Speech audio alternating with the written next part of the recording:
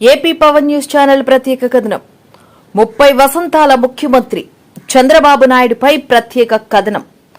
ఆంధ్రప్రదేశ్ రాజకీయాల్లో చెరగని ముద్ర వేసిన నాయకుడు మరియు తెలుగుదేశం పార్టీ అధినేత నారా చంద్రబాబు నాయుడు ముఖ్యమంత్రిగా 30 సంవత్సరాల మైలురాయిని ఈ రోజు పూర్తి చేసుకున్నారు.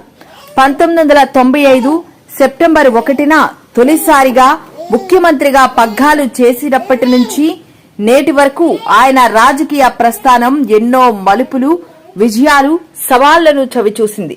5 సార్లు ముఖ్యమంత్రిగా ప్రమాణ స్వీకారం చేసి దేశంలోనే సుదీర్ఘకాలం ముఖ్యమంత్రిగా పనిచేసిన నాయకుల్లో ఒకరిగా ఆయన నిలిచారు. ఈ సందర్భంగా చంద్రబాబు నాయుడు పాలనలో తీసుకొచ్చిన కీలక మార్పులు, ఆయన విజన్ మరియు రాష్ట్ర పురోగతిపై ఒక ప్రత్యేక కథనం. విజనరీ లీడర్ గా గుర్తింపు.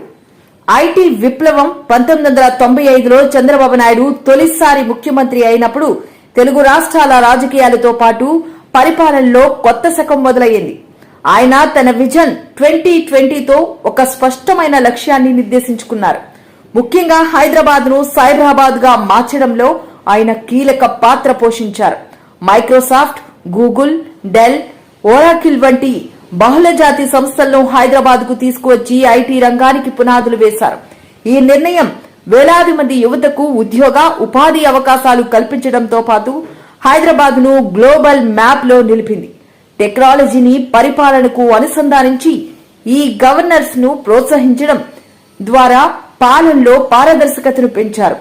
రైతుల కోసం రైతు బజార్లను, ప్రజల కోసం ప్రజావాణి వంటి కార్యక్రమాలను ప్రారంభించి పాలనను ప్రజలకు చేరువ చేశారు.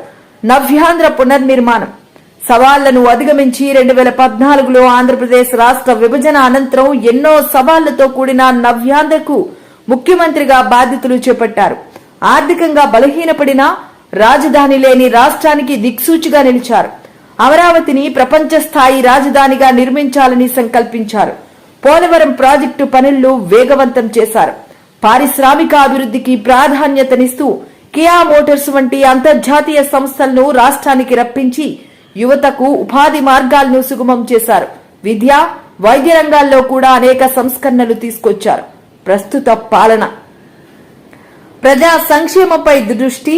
2024 ఎన్నికల్లో తిరిగి ముఖ్యమంత్రిగా గెలుపొందిన తర్వాత చంద్రబాబు నాయుడు తన సూపర్ 6 పథకాలతో ప్రజల ఆకాంక్షలను నెరవేర్చే దిశగా ముందుకు సాగుతున్నారు.